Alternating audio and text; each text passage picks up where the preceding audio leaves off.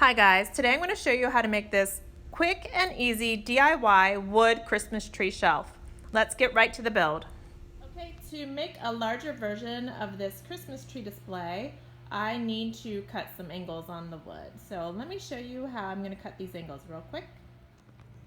So for the top of the Christmas tree, I need to cut a 50-degree angle, taking a bite out of this part, and a 50-degree angle on this side too.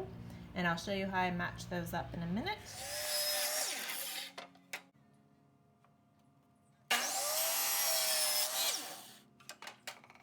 So now that we have the two 50-degree angle cuts for the top of this Christmas tree, we need to get the length of each side right so that it sits flat on the ground. So you just need to remember that the piece of wood on the side that goes to the very tip of the top of the tree is 1 3/16 inch longer than the side on the right. So whatever length you make this left side, you need to subtract 1 3/16 inches when you cut the right side. So to make your life easier, you could make that left side cut, the longer one, 48 inches, and the right side 46 inches and 13/16. What you're going to be cutting off the ends is a little 20-degree angle cut on this one. So the board normally would have come out to here, and I already cut off just a little slice of 20-degree so that the board on the outside looks like one full piece of wood, and you're hiding your end cuts underneath. So now all of the shelves that you add to this triangle and the bottom piece will have that 20-degree angle cut on each side of the shelf or bottom piece. So you guys can place your shelves wherever you want them. I'll tell you where I end up putting my shelves so that you can base yours off of mine. But if you would go for a different height, if you want to do a super big one or smaller tabletop version with the same angles, this is how I decide where, or how I figure out how to cut the width of my shelves. So I use the center of the inside of the triangle, the Christmas tree triangle, as my measuring point. And I always just skip the end when I'm doing this kind of a measurement. Move it to an inch mark so that my math is easy. So in this case, I'm just using the 2.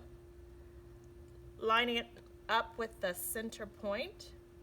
And then in this case, I want my first shelf 14 inches down. So I already marked it here, but this would be 14 inches down here. I did the same over here, lined up my 2 with the center again, and marked my 16 inches, or my, 14 inches on this side. And then, once I have those 2 points, again, I can measure on my tape measure the distance between that. So that's about 10.5 inches. I'm going to just go with 10.5 inches to make my life easier. And I'm going to cut the inside, the top of this shelf, 10.5 inches wide. I've already done this down here. This one is about 27 inches down. Okay, I told you that number wrong a minute ago. Across the top, it's 9.5 inches width or length. And you want to make sure you line it up with your dots, your marks that you made, so that you can get it even.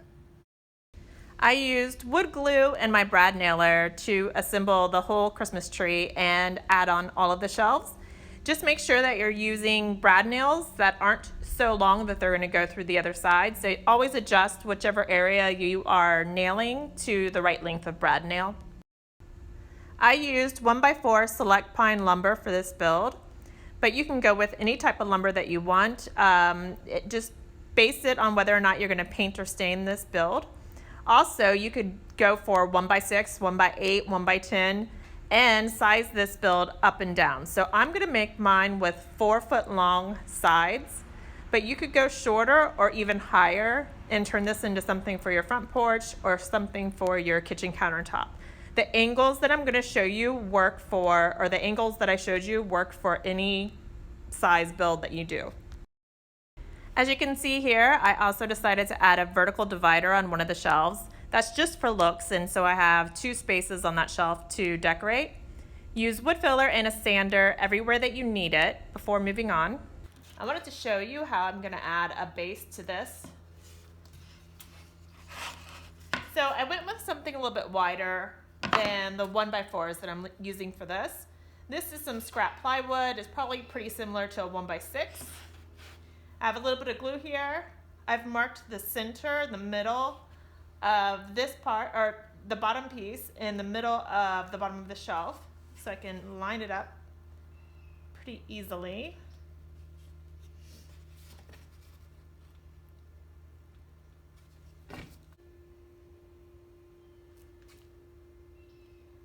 I love marking center lines on two pieces as a quick way to make sure that I've got everything centered and lined up on it. So I just wanted to show you how I'm attaching this real quick.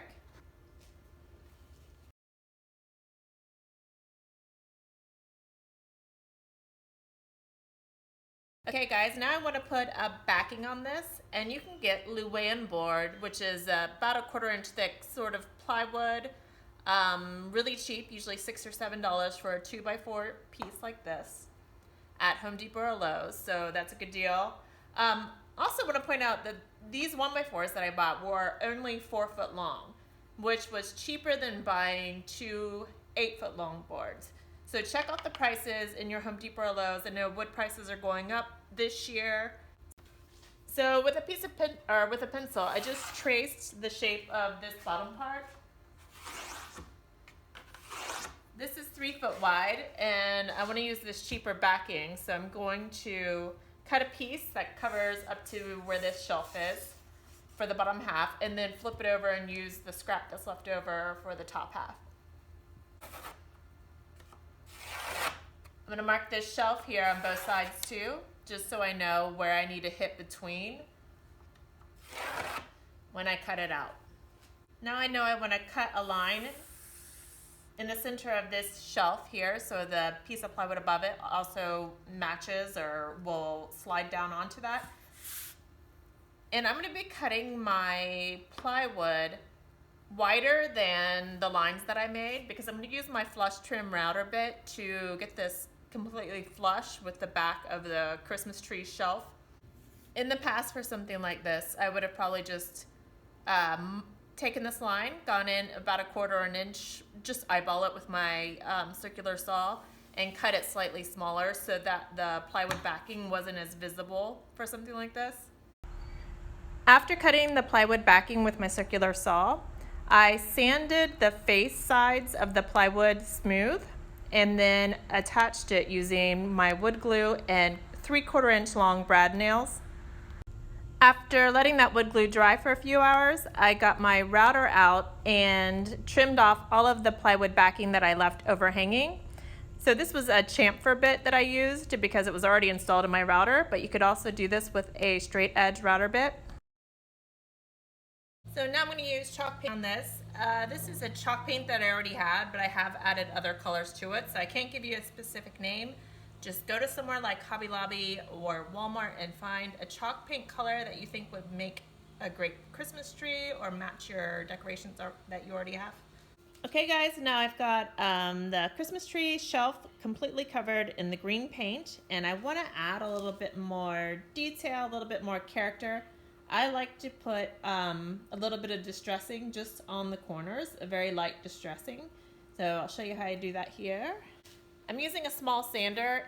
I like the hard edge because it's easier to keep the distressing just on the corner. When you use something softer like a sanding sponge or even sandpaper, I feel like it distresses more. So if you like that look, go for that look. This is what I'm using for my project.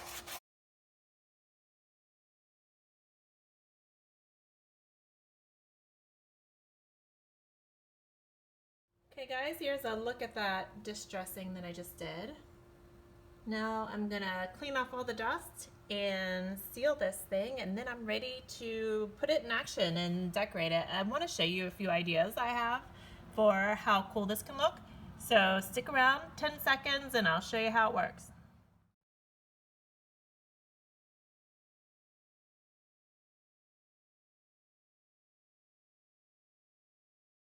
Okay, here's a look at a few different ways that I've decorated this Christmas tree shelf. You can use it in so many different cute ways. I really love this extra big size. It looks great on a tabletop or on a buffet. It also looks really cute on a hearth next to a fireplace. I added a wood star ornament and some LED string lights to give it a little bit more decoration.